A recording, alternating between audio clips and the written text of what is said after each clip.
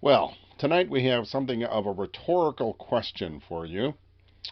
Let me give you some background. As you know, as you get older, people start to tell you all the things you can't do and can't eat and shouldn't drink and that sort of thing.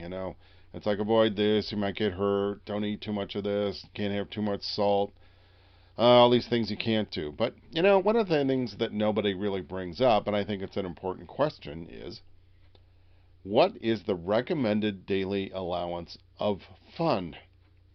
It seems like as you get older, and especially, me being disabled and in a lot of pain and not sleeping well, and it's been going on for years, it's like, so what do I do for fun? How much fun should I be getting every day? And with all the medical advice and that I've received, and all the reports from doctors about this number's too high, or this number's too low, or this number's good, or whatever, they never ask me, Scott, are you having enough fun in your life? What do you do for fun? And, it sounds kind of facetious, but I think that's an important question, because if we overlook all these things, or we only think of our life in terms of restrictions or requirements, what do you do for fun? And I got to thinking about it, and after I came up with this brilliant idea, and I thought, well, what do I do for fun? The reality is really not a whole lot. So, the truth be told. But, fun is kind of where you find it or what you make of it. My wife and I, for example, will frequently go out to the Fort Worth Nature Center to observe wildlife. And I used to go out and go hiking there all the time. Obviously, I can't do that anymore. But still, we drive through there, and spot deer and whatever else we might happen to see. And I still enjoy that, although now it's a kind of a bittersweet experience because I can't get out of the car and I can't go hiking in the more remote areas, and I can't spot the wildlife that isn't visible from the road.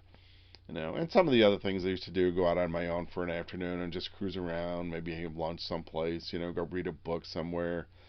And I'm not really able to do that anymore. Go meet a friend for lunch. Well, as you heard me complain about before, after you have a major health event and you discover you don't have nearly as many friends as you thought you had. So anyway, but there's some fun things. I know, as I've mentioned, I've given a couple of talks, like at TCU and at a rehab hospital, and I enjoyed them tremendously. That was a lot of fun for me. And doing these videos is a fun project. Gives me something to do, and hopefully it helps motivate and inspire other people. At least that's some of the feedback I'm getting. So, but what about your own life? What do you do for fun? Are you having enough fun? You're probably watching your blood pressure and your blood sugar and your cholesterol level and all this other stuff. But, what are you doing? How do you get enough fun in your life? And if somebody could write you a prescription for fun, what would it be? So, think about that and leave me a comment or send me an email. By all means, subscribe, tell your friends, and I look forward to your responses. So, think about it. What is your recommended daily allowance for fun?